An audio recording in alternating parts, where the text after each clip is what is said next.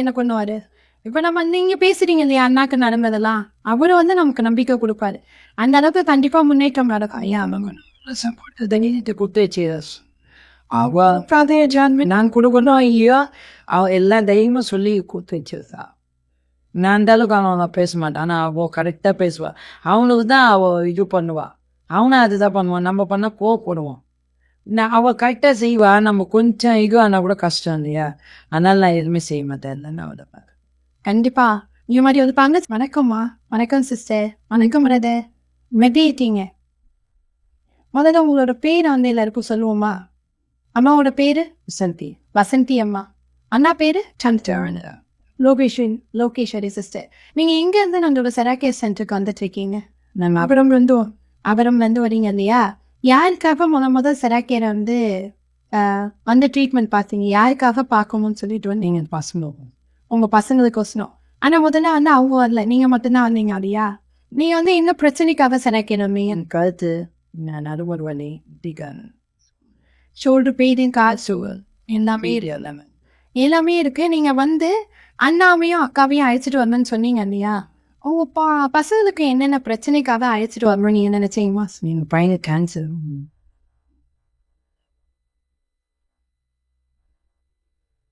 எல்லாம் ஒன்று சொன்னாங்க. சரி என் தங்கச்சி தான் எந்த அறிமுகம் பண்ணி விட்டா. அதனால தான் சரி வந்து உடனே கூட்டிகிட்டு வந்துட்டாவும். அந்த எத்தனை நாள் அண்ணா அழைச்சிட்டு வந்தீங்க நீங்க? அண்ணா வந்து இப்போ 1 மாதம் ஆயிடுச்சு. அண்ணா வந்து இப்போ 1 மாதம் வீட்டில் சொல்லி சொல்லி பார்த்தா அவங்க கேட்குற மாரி தெரியல. சரி நான் கவனம் விட்டுட்டேன். டெய்லி திட்டுவேன், அந்த சண்டை போடுவேன். இனிமேல் நம்ம டாக்டர் செலவு பண்ணுறது இப்போ இல்லை என்கிட்ட. நீ வேலைக்கிட்ட 2 லட்சம் மேலே செலவு பண்ணிட்டேன், கடன் ஆகிட்டேன். அந்த கடனை திருப்பி என்னால் போக முடியல, இப்போலாம் கஷ்டப்படுவேன். அதனால் நீங்கள் அந்த கஷ்டத்தை பட வேண்டாம், வாங்கோ இது போய் நீங்கள் உங்கள் விருப்பம் நீங்கள் போய் பாரு, ஒரு 5 நாள் ட்ரை பண்ணுவோம், உங்களுக்கு பிடிச்சிருந்தா நீங்கள் வாங்க, இல்லைன்னா நீ வேணாம் விட்டுருலாம் அப்படி. அதை டெய்லின்னு சொல்லி எனக்கு வெறுத்து போயிடுச்சு, விட்டுட்டேன். சரி திடீர்னு ஒரு நாள் கட்டாயம் பண்ணி வா போகலாம் அப்படின்னு சொல்லி அவங்க அண்ணா கூட்டியுமே வந்தாங்க. அது வந்து கரெக்டாகும். நாங்கள் ரெடி ஆகிற மாதிரி அவர் ரெடியாகி உட்காந்துப்பார். போகலான்னு. ஓகே அண்ணா, முதல் நீங்க செராக்கேர் கூட்டிட்டு வந்திருந்தீங்க இல்லையா? அம்மா சொன்னதை வச்சு நீங்க செராக்கேரை பார்த்தோன்னா உங்களோட மைண்ட்ல என்னெல்லாம் தோணுச்சு? எனக்கு சரியாயிடணுன்ற ஒரு நம்பிக்கையோட தான். அம்மா சரியானதுக்கு அப்புறம் தான் நாங்கள் வந்துமே. அம்மா நிறைய சொன்னாங்க சரியாயிடுச்சு. அதுக்கப்புறமா தான் அண்ணனே கூட்டிட்டு வந்தேன். அண்ணனை வந்து கூப்பிட்டு வந்து எதுக்குன்னா, அண்ணன் வந்து வெளியே மோஸ்ட்லி ஹாஸ்பிட்டலுக்கே வந்து எல்லாரும் முன்னாடி வந்து நிற்க மாட்டான். அவனுக்கு வந்து எல்லா முன்னாடி வந்து நிற்கிறது அவனுக்கு பூஜை சுபம் அம்மா வந்து. அதனால கூட்டு வரதுக்கு கொஞ்சம் டைம்னேன். அதுக்கப்புறம் உனக்கு சரியாவான்னு நினச்சின்னா நீ வரணும் அப்படின்னு சொல்லி தான் அவனை கூட்டிகிட்டு வந்தேன். உனக்காக நானும் வரேன் அப்படின்னு தான் நான் வந்தேன். என்னோடய ப்ராப்ளம் சரியானு நான் ஒரு நாள் நினச்சி வந்தது கிடையாது. அவனுக்கு சரியானு தான் நான் வந்தேன். ஆனால் எனக்குமே நிறைய ப்ராப்ளம் அங்கே வந்து எனக்கு சூடாச்சு. இது கால் முட்டி ஜவ்வு கிங் இருந்தது, ஆப்ரேஷன் பண்ண சொன்னாமல். அது ஓரளவுக்கு இப்போ க்யூர் ஆயிடுச்சு. உடனுக்கு இன்னும் ப்ளஸ் 70 சிஸ்டர், 70% 95% உங்களுக்கு சரியாக இருக்குது. இப்போ அண்ணாக்கு கேன்சர்ன்னு சொன்னாங்க இல்லையா? அண்ணாக்கு எப்படி அந்த கேன்சர் வந்தது? எத்தனை வருஷமா அந்த பிரச்சனைக்காக நீங்கள் ஹாஸ்பிட்டலில் பார்த்துட்டு இருக்கீங்க? அவனுக்கு போன வருஷம் பிப்ரவரி மாதம் 2016 ஸ்டார்ட் ஆச்சு. பிப்ரவரி 16/2/2025 ஸ்டார்ட் ஆச்சு. அதுலேருந்து இப்போ வரைக்கும் பார்த்துட்ருக்கோம். ஆனால் கன்ஃபார்ம் ஆனது மார்ச்சில் தான் கன்ஃபார்ம் ஆச்சு. கேன்சர்னு கன்ஃபார்ம் ஆனது மார்ச்சில் கன்ஃபார்ம் ஆச்சு. மார்ச் எண்டில் தெரிஞ்சது. மார்ச் எண்டில் தெரிஞ்சோன்னா அதுலேருந்து ட்ரீட்மெண்ட் ஸ்டார்ட் பண்ணோம். ரெகுலராக ஜிஹெச் தான் போயிட்டு இருந்தான். கவனி தான் போவான். எங்கள் மாமியார் தான் கூப்பிட்டு போவாலும் வருவாங்க. நான் அமைச்சு விட்டுருவோம். நான் எனக்கு பிசிஓடி ப்ராப்ளம். அதனால எனக்கு ட்ரீட்மெண்ட்டுக்காக எனக்கு ஒரு பக்கம் கூட்டிகிட்டு போகும்போது அவங்க ஒரு அப்போ முடியாமல் போயிடுச்சு. அது போனதுக்கு அப்புறமா தான் வந்து தெரிஞ்சது இந்த மாதிரி ப்ராப்ளம்னு சொல்லிட்டு. அது வரைக்கும் நாங்கள் பல்வலி தான் நாங்கள் நினச்சோம். இந்த மாதிரி எங்களுக்கு யாருக்குமே தெரியும். எல்லாம் நீங்கள் ஃபஸ்ட்டு ஹாஸ்பிட்டல் போனது பல்வலிக்காக. பல்வலி தான் சொல்லிட்டு போனோம். மூஞ்சி நீங்கள் இருக்குது பல்வலி ஒரு பல்லு தான் ப்ராப்ளம் சொல்லிட்டு முடிச்சு விட்டோம். லாஸ்ட்டில் அது கேன்சரும் வந்தோன்னா எங்களுக்கே யாருக்கு என்ன பண்ணுறதுன்னு எங்களுக்கு தெரியல. அதுக்கப்புறம் அப்படியே கொஞ்சம் கொஞ்சமாக போச்சு. அவங்க ட்ரீட்மெண்ட் ஸ்டார்ட் பண்ணிட்டாங்க. கரண்ட்டு கொடுக்கணும், கரண்ட்டு கொடுத்தா இந்த இடத்துல இந்த ப்ராப்ளம் வந்துடும், இந்த பிரச்சனைலாம் நீ ஃபேஸ் பண்ணணும் அப்படின்னு சொன்னதுனால அவன் என்ன பண்ணிட்டான்னா, எனக்கு இது வேண்டாம், என் நாட்டு மருந்து கொடுத்து போங்க அப்படின்னு சொன்னதுனால என்னை கொத்து போ வேண்டாம் சொல்லி சொன்னாங்க. நாம ஒரு சில பஸ்ஸில் விசாரிச்சதில் சரியாக சொன்னாங்க. சரி ஓகே, உள்ளுக்குள்ளே சாப்பிட்டா சரி உள்ளுக்கையே போயிடுவோம். என்ன ஆகுன்னு டாக்டர் சொல்லுவாங்க. மூஞ்சி ஃபுல்லாக கருப்பாயிடும், அந்த தோடெல்லாம் சுருங்கி அந்த சதையெல்லாம் வந்து இதுவாயிடும், அதை ஆப்ரேஷன் பண்ணி போயிடும் பாடுன்னு அப்படின்ட்டு ஆப்ரேஷன். ஆப்ரேஷன் பண்ணால் போட சொன்னாங்க. அது ஆப்ரேஷன் பண்ண 3 மாதத்துலேயே மறுபடியும் அது உருவாயிடும்னு சொன்னாங்க. அந்த ஒரு ப்ராப்ளத்தினால தான் சரின்னு சொல்லிட்டு நாட்டு மருந்தையே கூட்டு போனோம். 4 மாதம் நாட்டு மருந்தையே கூட்டு போயிட்டோம். கூட்டு போய் மருந்தும் வாங்கி கொடுத்துட்டு இருந்தோம். 15 நாளைக்கு ஒரு தடவை 20,000 எடுத்துகிட்டு போவோம். 15 நாளைக்கு 15 நாளைக்கு ஒரு தடவை 20,000 ரெடி பண்ணுவாங்க. நான் யார்கிட்ட கேட்க மாட்டேன். இது வரைக்கும் அவன் எந்த திட்டம் 1 ரூபா ஆகுதில்லை.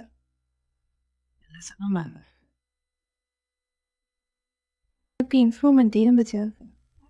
இருந்துச்சு. பட் ஆனால் அது வெடிச்சு வெளியில் வந்துடுச்சு. அவள் வாய் வழியாக சாப்பிட்டு இருந்தது. இப்போ வாய் வழியாக சாப்பிட முடியாமல் ஆயிடுச்சு. அது ஒன்று ஒருத்தங்க எனக்கு அவள் வாய் வழியாக சீக்கிரமாகவே அது நடக்கும். இப்போ நீங்கள் சாக்கேக்கு அண்ணனை 1 மாதமாக கூப்பிட்டு வரீங்க இல்லையா? இந்த 1 மாதத்தில் நீங்களே நிறைய மாற்றத்தை பார்த்துருப்பீங்க.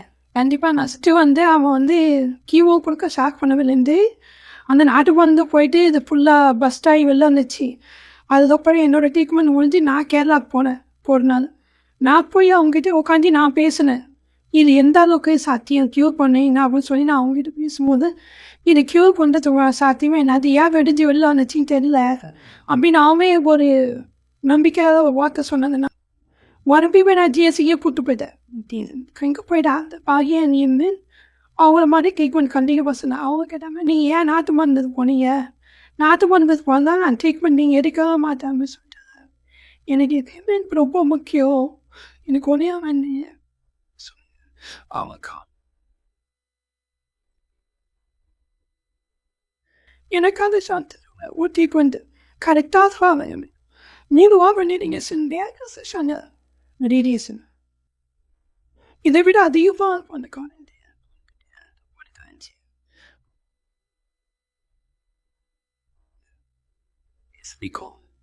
அப்படியே போனேன்வா இதுக்கும் அந்த சுருங்கி வந்தது. அப்போ சும்மாசு பார்த்தேன் வினய் சோதிக்கு முக்கியமான காரியம் 10 நாளைக்கு அப்புறம் சொன்னாங்க அந்த காயின் அந்த ஃபுல்லாக புழு நம்ம என்ன பண்ண முடியும்? எனக்கு பயமாக இருந்துச்சு. போனதுக்கு அந்த ஆசிட் ஊற்றி எடுத்துட்டு பாட்டி அனுப்பிச்சி விட்டாங்க. போனதான் காலையில் படுப்பியோ ஒரு ஊவாயிடுச்சு. அது கஷ்டம் ஆயிடுச்சு. 100 டப்பா எடுத்தேன். நானுமே கிட்ட 100 கிட்ட எடுத்தேன். என் கையால் அவங்க எடுத்தது இல்லாமல் அவங்க எடுத்து வீட்டே நான் நான் எடுத்து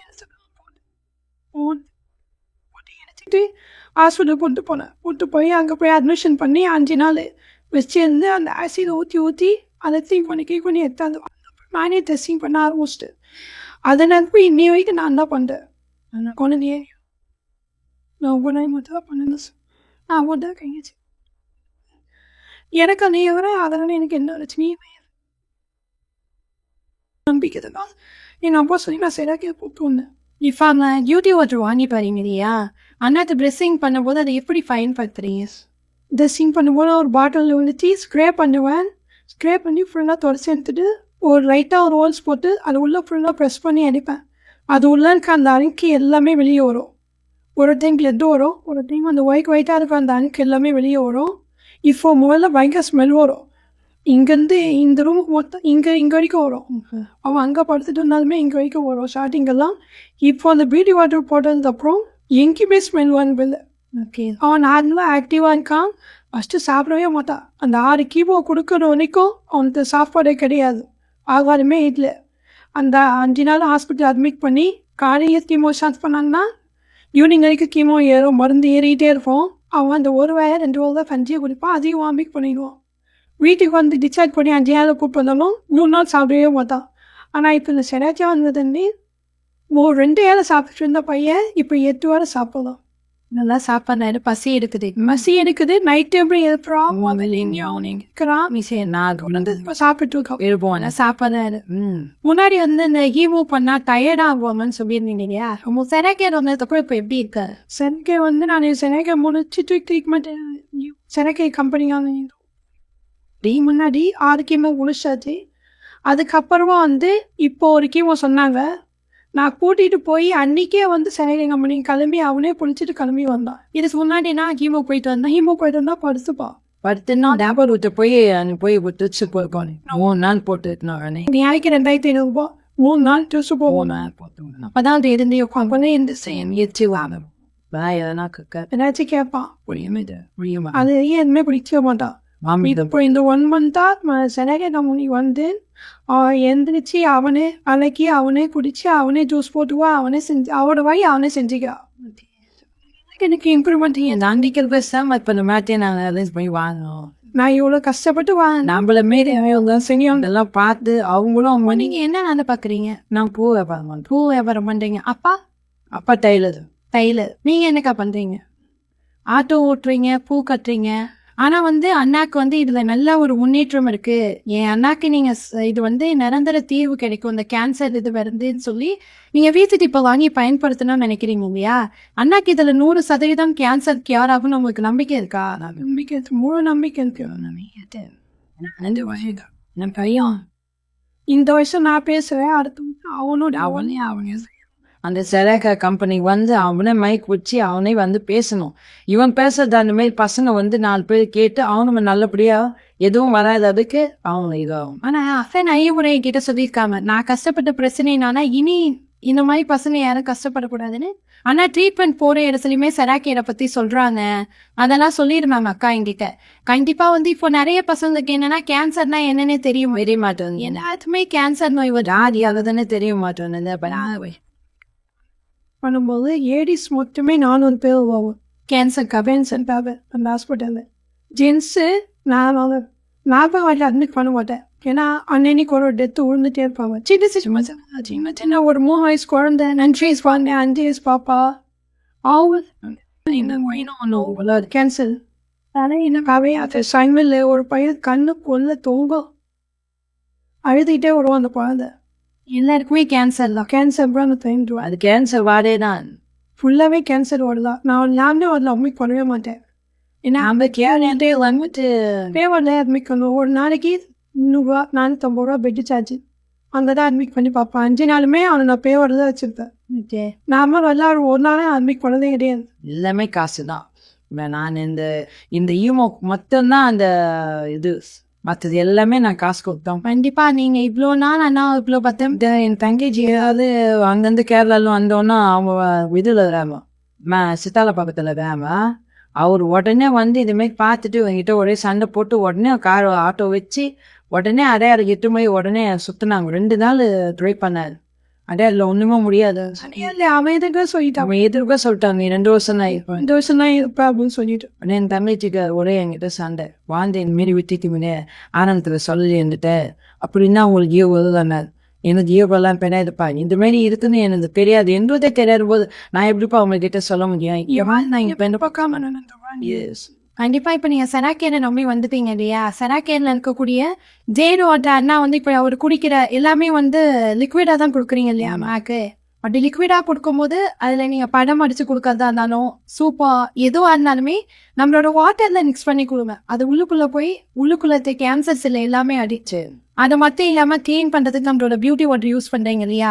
அந்த அண்ணாக்கு 100% கூடி சீக்கிரம் அருபாய்க்கு வந்து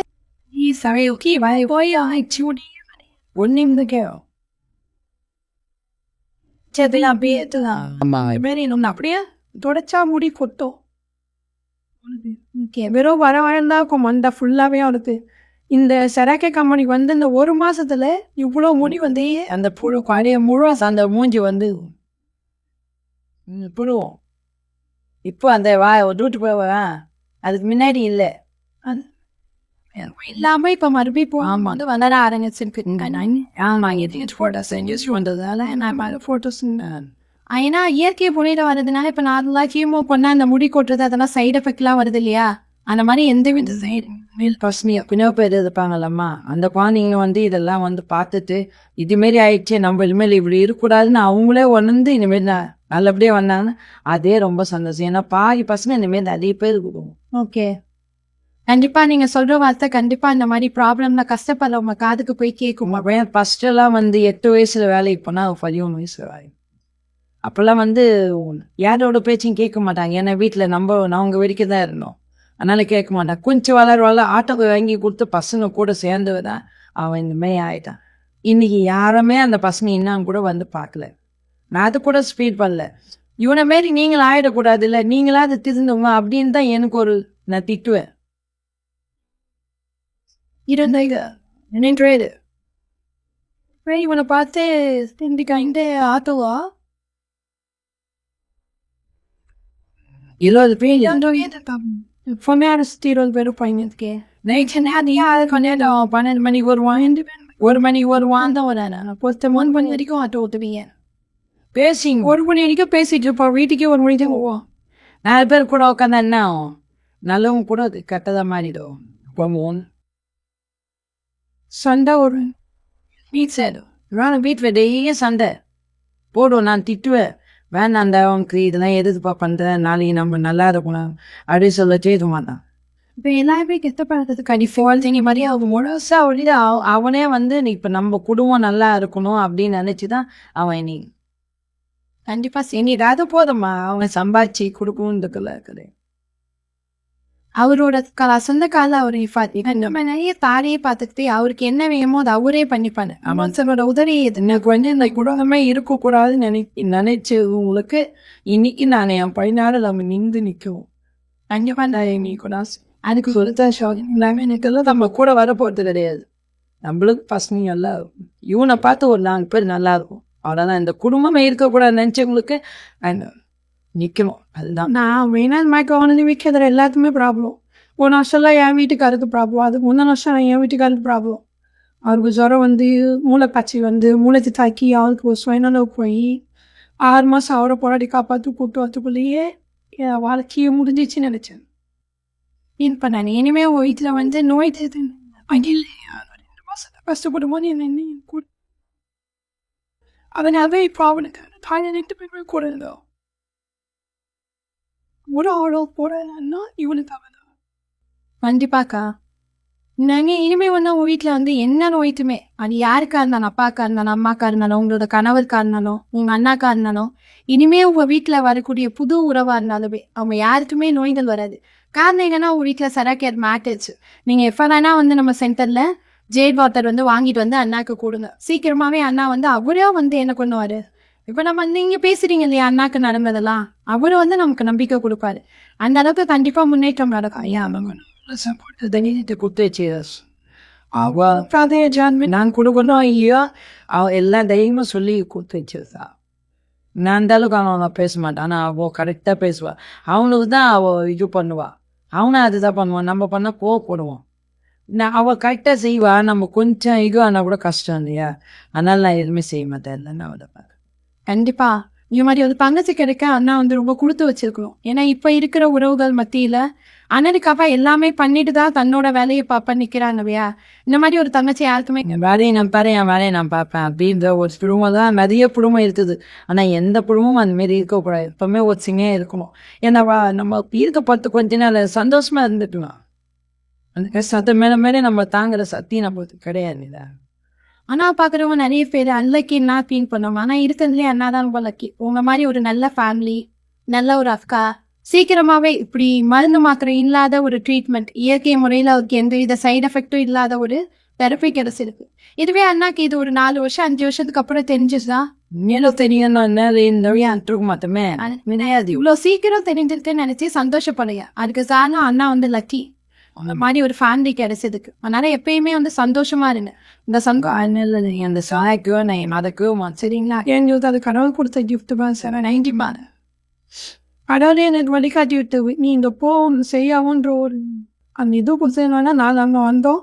இப்போ இது வாங்கிறதுக்குறான அந்த தெம்பையும் அந்த செனக்கைக்கும் போய் தான் எங்களுக்கு புதுசு நம்பிக்கை கொடுத்ததானே நான் நம்பிக்கையோடு இப்போ வாங்கியிருக்கேன். இப்போ சராக்கியருக்கு நிறைய அப்பா அம்மா வராங்க, நிறைய பிரச்சனைகளோட வராங்க. அவங்களுக்கு நீங்கள் உங்கள் சார்பாக என்ன சொல்லணும்? நான் எந்த வேலையாக இருந்தாலும் விட்டுட்டு நமக்காக ஒரு 1 hour ஒதுக்கி அந்த சிறகை நம்மளுக்கு வந்து ட்ரீட்மெண்ட் எடுக்கணும். உங்களால் முடிஞ்சால் நீங்கள் வீட்லேயே வாங்கி எடுத்துக்கோங்கன்னு தான் சொல்லணும். நம்ம எதற்கோ செலவு பண்ணுறோம்.